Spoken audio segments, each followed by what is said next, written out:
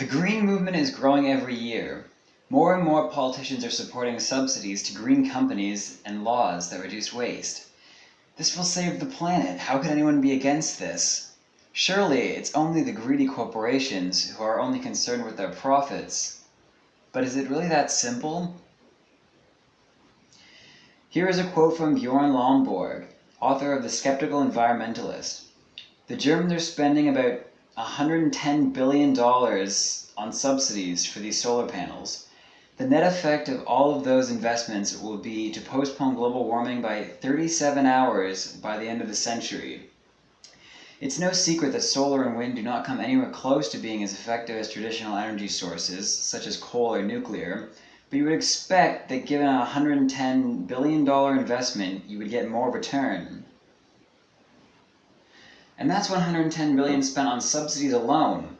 The panels themselves cost even more, and environmentalists are saying that it's not enough.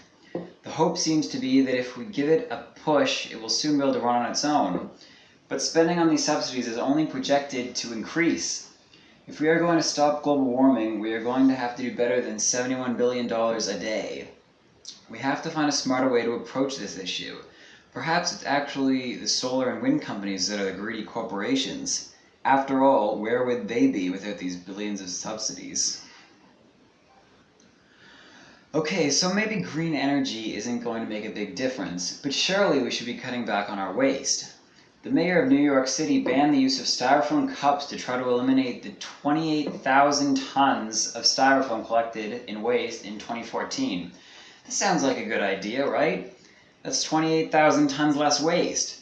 But wait, what is being used instead of styrofoam cups? Paper cups. The Competitive Enterprise Institute says about styrofoam cups that to make them and to use them and to dispose of them, they are 30 times more energy efficient than paper cups. On top of this, street food carts may have to charge more for food because of the increased cost of alternative containers. You might say, okay, but we can't afford to keep filling up landfills. Nobody likes the idea of landfills, and lots of people think that we will soon run out of landfill space. The landfills are actually very safe now, fitted with liners to protect the water tables. And once they are filled, we seal them off and we can build on top of them parks, ski resorts, and beaches.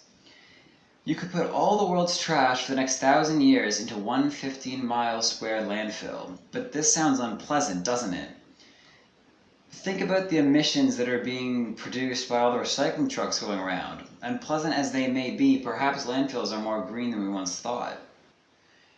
We need more than good intentions to solve these issues. Policy is not going to do it.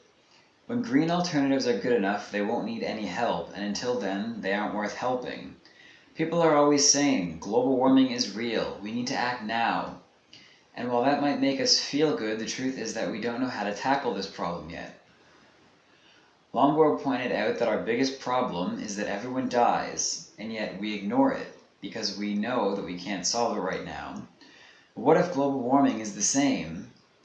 I'm not saying that we should just give up. I'm saying that before you go and spend your life savings going green, you should know the truth about our progress on green technology.